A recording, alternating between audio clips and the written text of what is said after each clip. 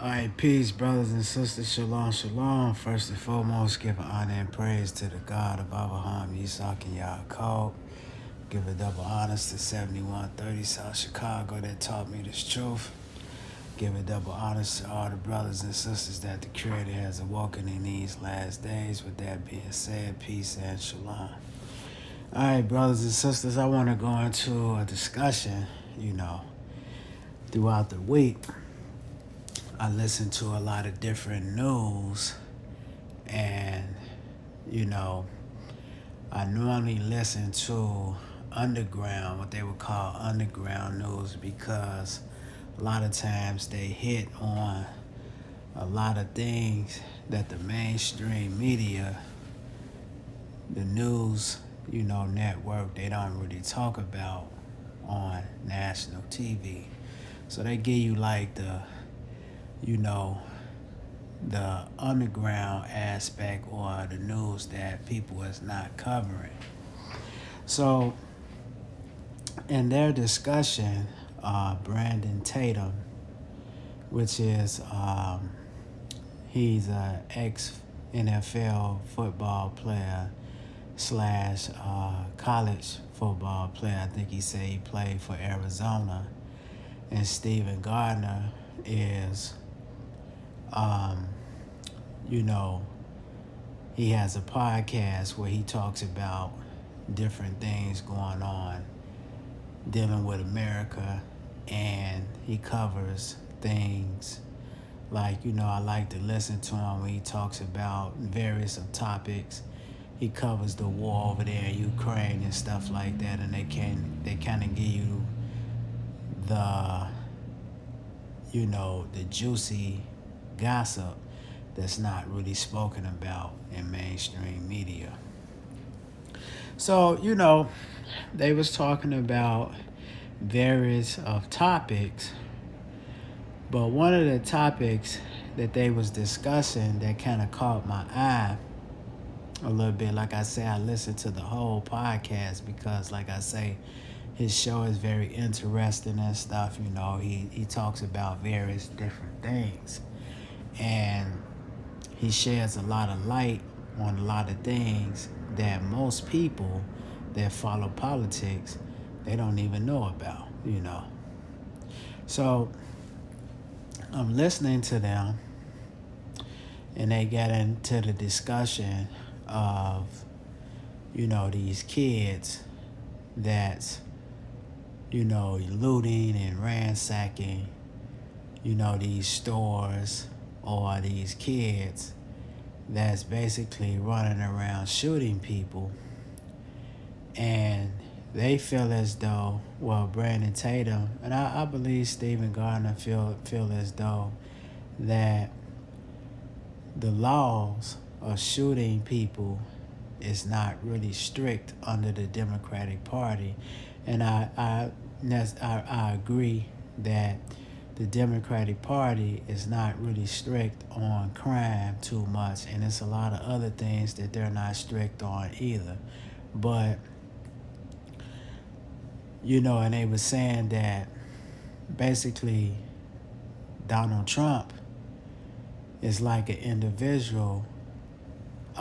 He's kind of like a breath of fresh air to the political arena, because if you really look at it, and I'm not saying that that's a good thing, it's because, look, everybody knows that Donald Trump and Joe Biden, see, when we talk about white supremacy, they represent white supremacy, is because white supremacy is nothing but Caucasians dominating over quote-unquote dark-skinned people. But see, what's going on with them too is that they fight against each other, right? But Tatum, he was just saying that, the gun laws and things of this nature are not really strict on the individuals that's committing crime, but the gun laws are stricter on the people that have what you would call gun permits and things of this nature, or concealed and carry, because I'm I'm a registered concealed and carry just as well. But what I think that they don't really understand when they talking about the inner city, one of the reasons why the inner city is like this is one of the reasons, and that they have to, especially the so-called white man, he's going to have to really take a look at this, even though he's not going to do this, is because, see, he's in his glow. They destabilized the so-called black community. See, this is one of the reasons why we having a big problem in our communities, is because when we was brought over here as slaves, the concept of nationality, culture, or history was stripped away from us as a nation of people. So you got 30, almost 40 million so-called blacks in this country. They running around here and they don't have a sense of identity.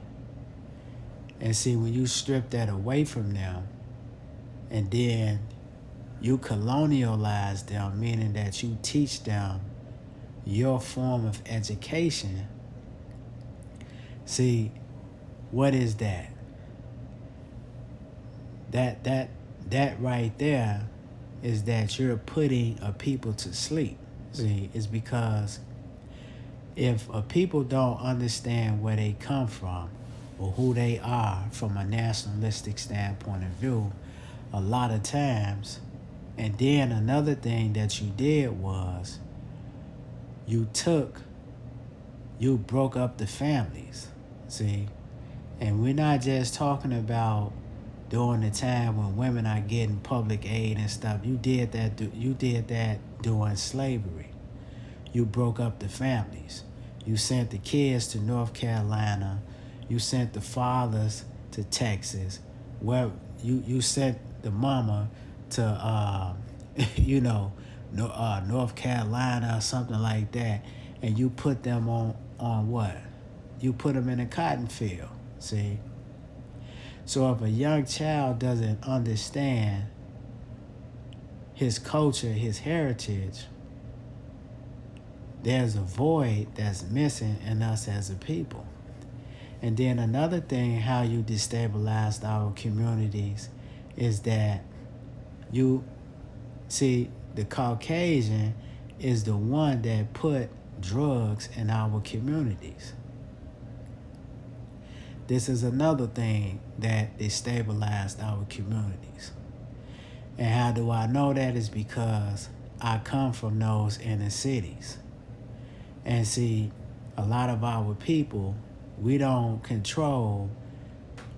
have poppy fields in our neighborhoods and things of this nature. We don't have those type of things. So the drug epidemic that was basically a plague on our community, this is one of the things that destabilized our community.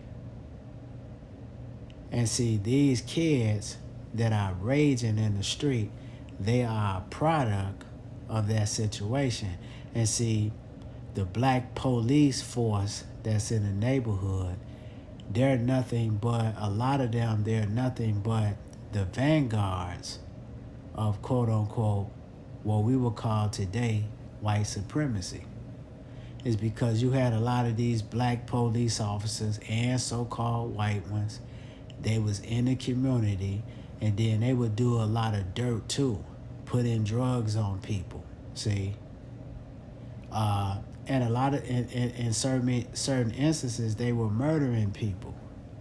So one of the reasons why we have a major disconnect with the police department in the community is because the police department, they contributed to a lot of things that was going on.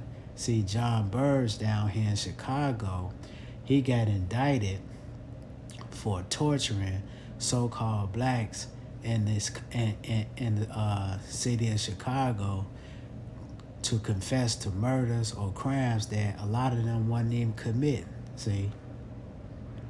And this is not just white folks that's doing this. You had black folks that's doing it too. See? So when we talk about cracking down on the young youth, the reason why the young youth is really raging like this is because the Europeans destabilized our communities. When we look at our communities, brothers and sisters, we don't control the educational system. We don't control the leadership. We don't control the economics, nor do we control the diet that we consume every day. See?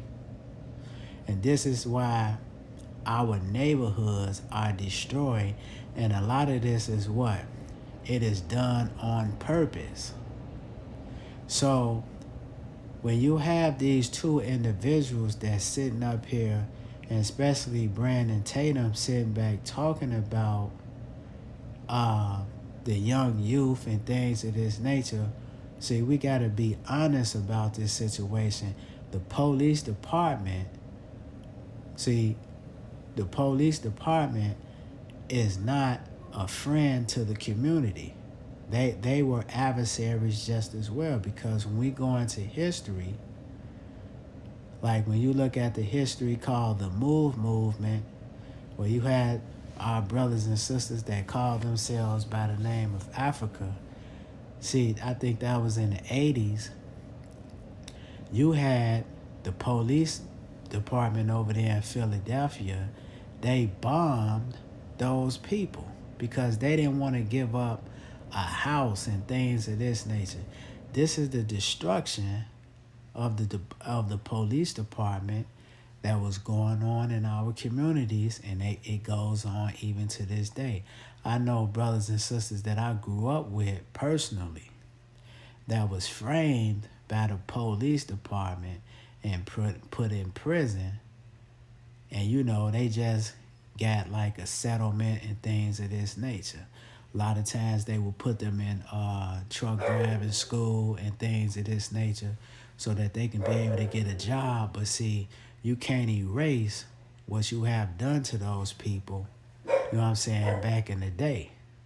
So even though it was a very good discussion, but see, the Caucasian and a lot of these black folks, they don't want to come to the realization of the fact that they too destabilized our community, and they used a lot of our people to do this. See, we don't grow drugs in our communities. Drugs are being funneled in our community by other nations. I remember as a kid growing up, they used to have grocery lines of people in the neighborhood standing outside buying drugs. Just like you were standing in line waiting on concert tickets. It's 100 people out there. In the police department, they knew that this stuff was going on, and the mayor and all this type of stuff, and they let this stuff happen. And that's not going on just in Chicago. It's going on 50 states. So brothers and sisters, like when we looking at these different conversations, we have to be very aware of a lot of things that people are talking about, because a lot of times they will put the blame on certain people, but they don't want to look at themselves in the mirror. So with that being said, brothers and sisters, peace and shalom. All right, I have a great guest